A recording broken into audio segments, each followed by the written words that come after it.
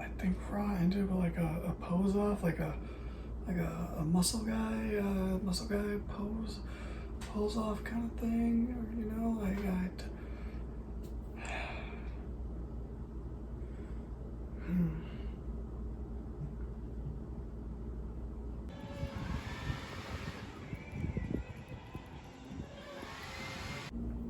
Hi, hey, hello, it's your boy Wolf Glick. I'm in a different spot. Oh my god, this is weird. I'm downstairs because it's hot as fuck upstairs, and I refuse to do it. And this is guy fast forwards through Raw because it's too hot to sit through a 3-hour show, you know what I mean?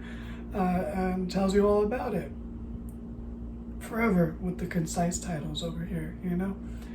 Anyway. So that's what I'm gonna do. Tell you about Raw. Fast forwarded through it. It had some good bits. It had some bad bits. It had some bits. You know. So, Monday Night Raw, right? Started off with Miz TV. Oh boy. And his guest was Paul Heyman. Okay, that's different. He's normally on SmackDown. He's the Universal Champion's advocate, you know. I don't want to say different because him being the Champion's advocate is not different. But anyway, you know, Miz says, oh, the Money in the Bank winner's going to try to cash in on Roman. And then Heyman's like, yeah, that person's going to fail. Who gives a shit? I don't know. And then Riddle comes out and he's like, hey, I'm going to beat Roman on Friday for the title. And Heyman's like, no, you're not, dude. Let's be real here. You're not even close to the face of the company, you know? But if you lose on Friday, you never get to challenge again as long as Roman's champ. And that's cool. At least there's some stakes. I'm sure that match will be interesting. It's on SmackDown, unfortunately, but whatever. It's fine. Anyway, Heyman weirdly introduced the Usos and it made it seem like Riddle was about to have a match, but then he wasn't. It was just Jimmy versus Montez Ford in a singles match. So I don't know what that's about, but hold on, I gotta check my notes for this. What's the difference between Jimmy Uso and Jeff Hardy? About a 0.082, which, you know, it's pretty bad considering they were both 0.2 something. Ugh. Segues are weird. So, like I said, Jimmy and Montez had a match. It was fine. There was a really bad botch at the end on Hurricane off the top rope. Jimmy won with a roll up because, you know, if you get rolled up in WWE, it's instant loss. Instant loss. They made it like half an hour before they showed an overlong video package of Cody Rhodes. And then they had a sit-down interview with Seth Rollins, who was like, haha, I did what needed to be done. But I meant everything I said because I'm such a slow guy. And tonight I'm going to qualify for Money in the Bank by beating AJ Styles, and the American Nightmare is over because I got a sledgehammer. And then AJ sucker punched him for some reason. And I was like, that was for Cody, my good friend that everyone knows I'm friends with.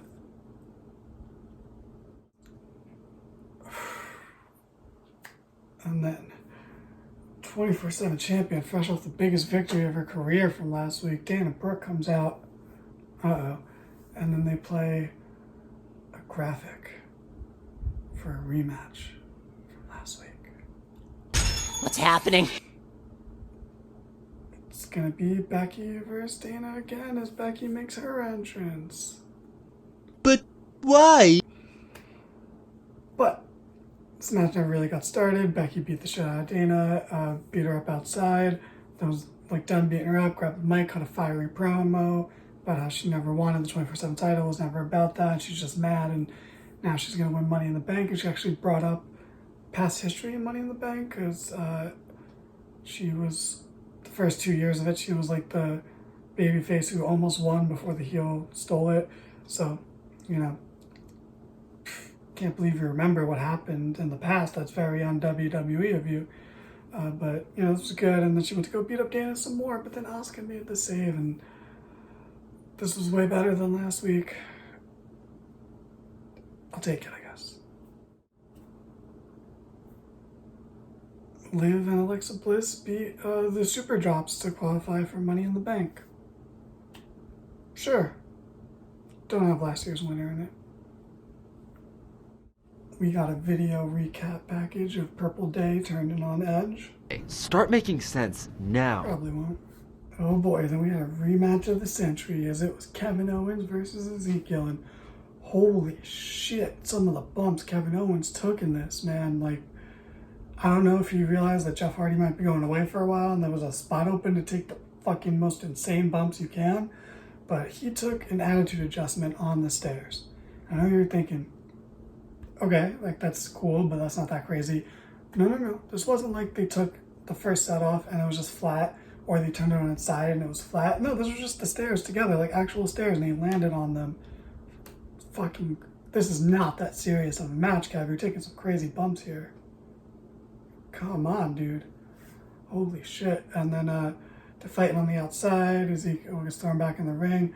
Kevin Owens is going to get back in the ring, but he turns around to yell at the commentators who are calling Ezekiel, and he doesn't like that because he thinks that's lies. So he turns around to him like, that's lies. He starts throwing a tantrum. He's flipping the table over, and he gets counted out. And I know count-out victories are kind of taboo and everything, but this was one of the better ways to do a count-out victory, and I'll take it.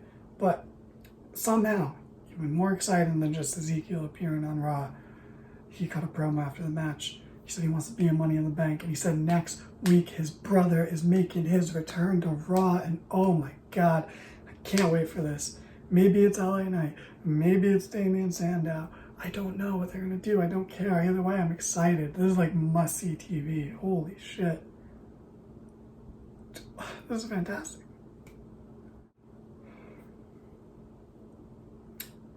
MVP and Amos come out. I'm bored. It's Cedric versus MVP. Sure.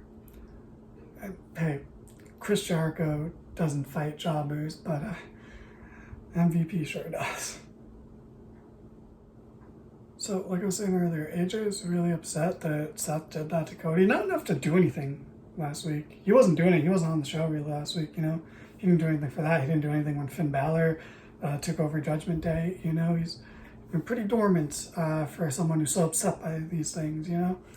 But anyway, yeah, he was really upset about his Bullet Club fellow ex-Bullet Clubber, you know, being taken out, and they're having a Money in the Bank qualifying match, and this match, fantastic. Of course it was. How can it not be? It's literally arguably the two very best wrestlers in WWE having a match, and every time they have, it's been great.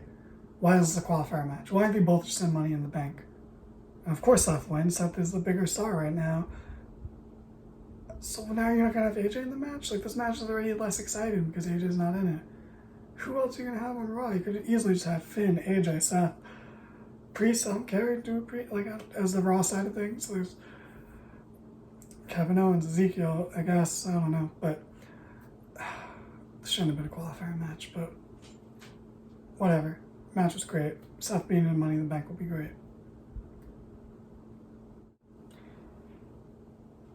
Next we had Riddle vs. Ciampa with Miz on commentary, and I never thought I'd say I wouldn't care about a match between Riddle and Ciampa, but they found a way. The Mad Lads did it. Didn't Ciampa say he would retire before he got called up to the main roster? So what happened? Shit happened. Okay, life got in the way. Bianca Belair had an interview talking about facing Rhea and how they've both been so dominant and they were both coming up at the same time, blah, blah, blah. And then the Judgment Day interrupted, and that's all they did was have a backstage promo. Not a great follow-up to the big turn last week, so I don't know. I'm excited for the match, don't get me wrong, but I would have liked more. I said they're all equals now, I guess. That's all we're going to get for now. Mustafa Ali lost to Chad Gable because he's not being punished or anything. And Veer beat Ray because of, God, third hour such a drag, and we still have to have this stupid pose down. I'll be honest with you. I'm not as funny as Danny. I didn't watch this main event pose down because you can't make me. You know, even though I'm reviewing this show, you can't make me watch a pose down between boring babyface I don't care about and he like kind of care about, but I'm on the fence. There's no way. You know, I'm sure they were all like and everything, but I just don't care.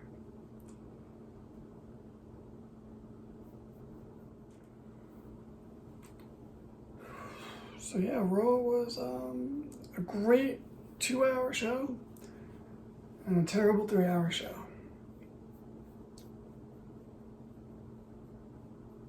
Make of that what you will.